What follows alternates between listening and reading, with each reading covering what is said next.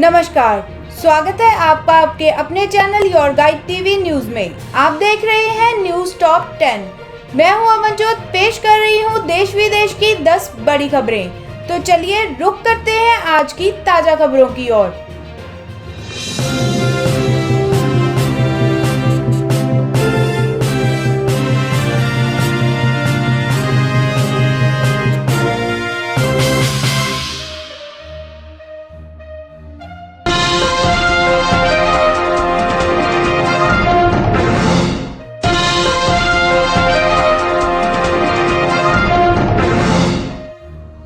बहुत बड़ा upgrade, Rafale को बेड़े में शामिल करने पर सचिन ने वायुसेना को दी बधाई। 5 राफेल लड़ाकू विमानों को बेड़े में शामिल करने के लिए भारतीय क्रिकेटर सचिन तेंदुलकर ने भारतीय वायुसेना को ट्वीट कर बधाई दी है। भारतीय क्रिकेटर सचिन तेंदुलकर ने ट्वीट कर कहा, शानदार लड़ाकू विमान राफेल को शामिल करने पर भारतीय वायुसेना को बधाई। उन्होंने आगे लिखा, आकाश में हमारे देश की बिना थके रक्षा करने में लगे हमारे सुरक्षा बलों के लिए यह बहुत बड़ा अपग्रेड है।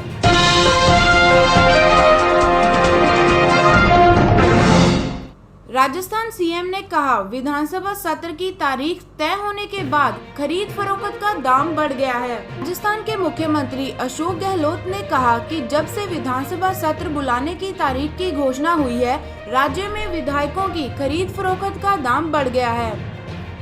उन्होंने कहा, इससे पहले पहली किश्त 10 करोड़ और दूसरी किश्त 15 करोड़ की थी। अब पूछा जा रहा है कि आप बताओ क्या चाहिए आपको।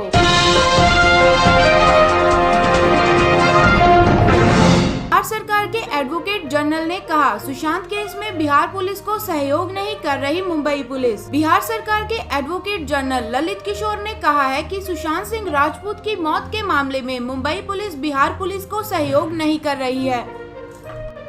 उन्होंने कहा, जब एक राज्य की पुलिस जांच के लिए दूसरे राज्य जाती है तो वहां की राज्य सरकार और अधिकारी सहयोग करते हैं, लेकिन दुर्भाग्य से मुंबई पुलिस सहयोग नहीं कर रही है।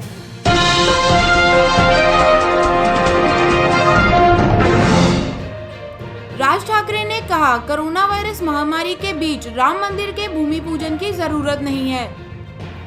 एमएनएस प्रमुख राज ठाकरे ने शुक्रवार को कहा कि कोरोना वायरस महामारी के बीच अयोध्या में 5 अगस्त को राम मंदिर के भूमि पूजन की जरूरत नहीं है।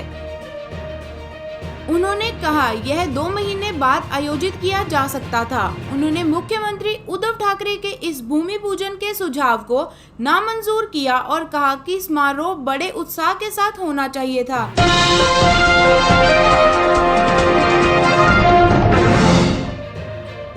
गुरुग्राम में गलत तरीके से रजिस्ट्री मामले में बड़ी कार्रवाई, कई नायब तहसीलदार सस्पेंड।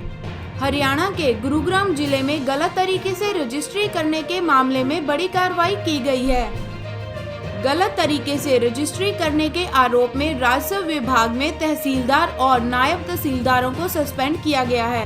सस्पेंड सभी अधिकारी जिले की तहसीलों में तैनात थे। सभी के खिलाफ हरियाणा सिविल सेवा नियम के तहत चार्जशीट किया गया है।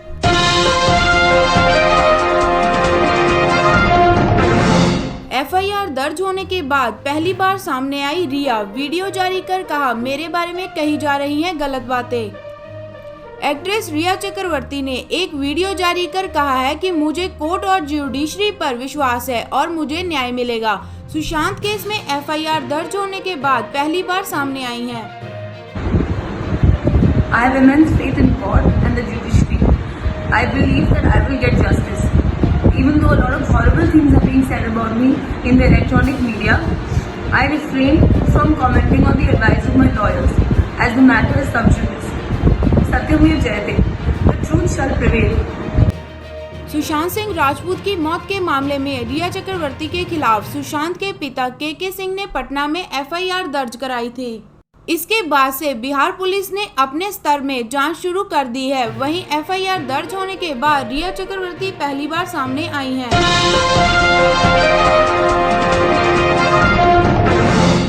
सुशांत सिंह राजपूत की मौत के केस में बिहार के पूर्व सीएम जीतन राम मांझी बोले, अंडरवर्ल्ड के इशारों पर काम कर रही है महाराष्ट्र पुलिस। जीतन राम मांझी का यह भी कहना है कि सरकार सुशांत सिंह राजपूत की पोस्टमार्टम रिपोर्ट की जांच दिल्ली में एम्स के डॉक्टरों से करवाएं। ऐसा करने से रिपोर्ट के सच से पर्दे खुद ही उठ जाएंगे।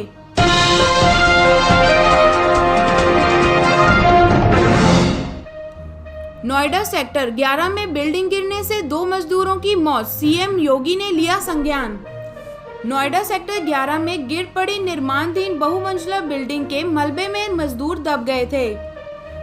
रेस्क्यू ऑपरेशन जारी रहने के बाद 4 लोगों को सुरक्षित निकाल लिया गया है। इन सभी लोगों को तुरंत इलाज के लिए अस्पताल में ले जाया गया है।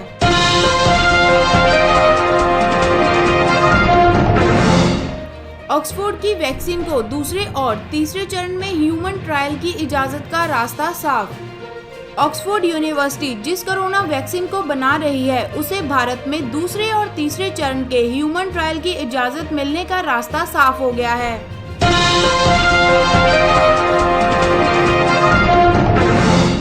आज बकरीद, जाने यूपी में क्या खुला रहेगा क्या बंद रहेगा।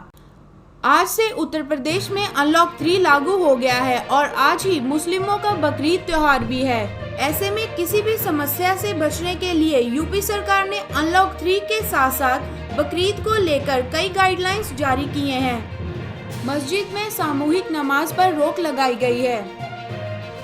सभी सिनेमा हॉल, स्विमिंग पूल, मनोरंजन पार्क, थिएटर, बार, असेंबली हॉल और इस प्रकार के अन्य स्थानों को खोलने की इजाजत नहीं है। अनलॉक 3 में पहले की तरह ही दवा और अन्य जरूरी सेवाओं की दुकानें खुली रहेंगी। 1 से 3 अगस्त के बीच बकरीद और रक्षाबंधन त्योहार को ध्यान में रखते हुए शनिवार और रविवार को मिठाई, बेकरी, पशु विक्रय और राखी विक्रय की दुकानों को सुबह 9 बजे से शाम 5 बजे तक खोले जाने की इजाजत दी गई है।